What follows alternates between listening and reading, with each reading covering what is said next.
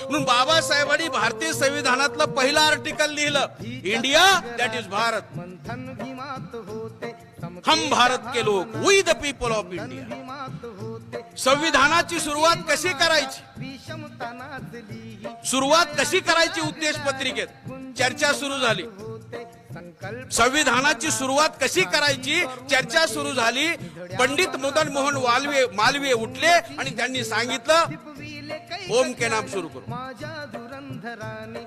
मग मौलाना हसरत सोहनी उठले आणि त्यांनी प्रस्ताव दिला, अल्लाह के नाम सुरू करू.